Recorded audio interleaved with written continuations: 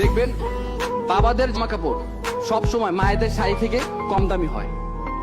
বাবাদের ওয়ার্ডরোব ভর্তি জামা কাপড় থাকে না। বাবারা একটা ঘড়ি বৃদ্ধ না হওয়া পর্যন্ত হাতিয়ে থাকে। বাবারা এক জোড়া জুতা চালায় বছরের পর বছর। বাবারা কম দামি মোবাইলটা একেবারে নষ্ট না হইলে ফেলে দেয় না। বাবারা রোদ বৃষ্টি মাথায় নিয়ে সঞ্চয় করে। বাবারা সব থেকে সস্তা হোটেলে খায়। নিজের জন্য সব থেকে কৃপণ বাবাটা তার স্ত্রী সন্তানের জন্য সব থেকে বেশি ব্যয় হিসাবী। বাবারা একেবারে বাধ্য না হলে কখনো না বলে না। বাবারা ভালোবাসি এই কথাটা বলতে জানে না, করতে জানে। পৃথিবীর সব পুরুষ খারাপ, সব জন্মদাতা খারাপ, কিন্তু একটাও খারাপ বাবা নাই। মানুষটা মোমবাতির মতো, নিজে গলে পরিবারকে আলো দেয়। আর সেই মানুষটা হলো বাবা। সন্তানের হাতে নতুন মোবাইল তুলে দিয়ে যে নিজে পুরাতন মোবাইল ইউজ করে। বাবারা সবসময় নিম পাতার মতো হয়, কিন্তু আমাদেরকে বড় বৃক্ষের মতো ছায়া দিয়ে রাখে, যার কারণে সূর্যের তাপটা আমাদেরকে ছুঁতে পারে না। এই পৃথিবীতে যাদের বাবা নেই তারা বুঝে এই পৃথিবীতে স্বাধীনভাবে চলতে বাবাকে কতটা প্রয়োজন হয়। বাবারা হাসে না, তারা পরিবারের মুখে হাসি ফোটায়। আমরা যখন আমাদের বাবার কাছ থেকে কিছু চাই, তখন সে চাওয়াটা পূরণ করার জন্য আমাদের বাবা 10 জন মানুষের সামনে মাথা নিচু করতে একটু চিন্তা করে না। মাঝে মাঝে বাবা আমাদের কিছু চাওয়া পূরণ করতে পারে না, তখন আমাদের অনেক খারাপ লাগে। কিন্তু আমাদের অনেকের জানা নেই, আমাদের চাওয়াটা পূরণ না করে আমরা যতটুকু কষ্ট পেয়েছি, এর চাইতে 1000 গুণ বেশি কষ্ট বাবারা আমাদের চাওয়াটা পূরণ না করতে পারায় পেয়ে থাকে। বাবা শব্দটা দুইটা অক্ষরের, কিন্তু এই দুইটা অক্ষর দুইটা পৃথিবীর সমান। আপনি তা কখন বুঝবেন জানেন? যখন অক্ষর দুইটা আর এই পৃথিবীতে থাকবে না। প্রত্যেকটা বাবাই চায় তার সন্তান সুখে থাকুক।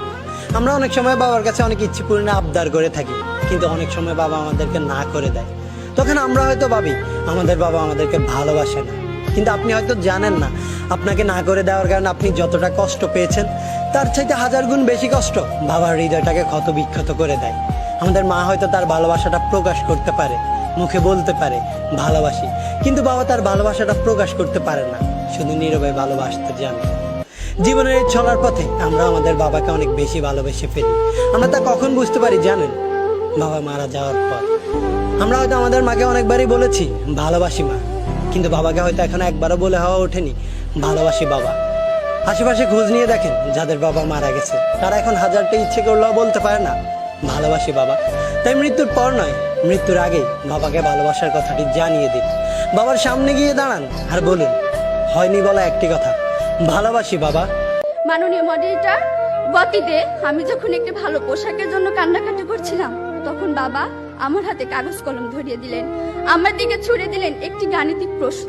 একজন দিনমজুরের দৈনিক আয় 300 টাকা হলে মাসে তিনি কত টাকা আয় করেন? মাননীয় মডারেটর, মুখে মুখে বাবাকে জবাব দিলাম 9000 টাকা। বাবা আমার কাঁধে হাত রাখলেন, চুলের মাঝে হালতো বিলি কেটে বললেন, মারে তোর এই বাবা হাই স্কুলে শিক্ষক হিসেবে মাসে 8000 টাকা বেতন পায়। আমি কোনো প্রশ্ন করতে পারিনি বাবাকে, লজ্জায় বাবার মাথাটা নিচু হয়েছিল।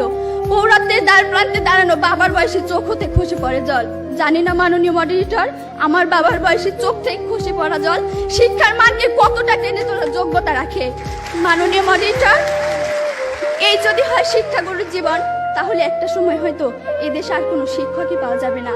এমন বাংলাদেশ আমরা কখনোই আশা করি না।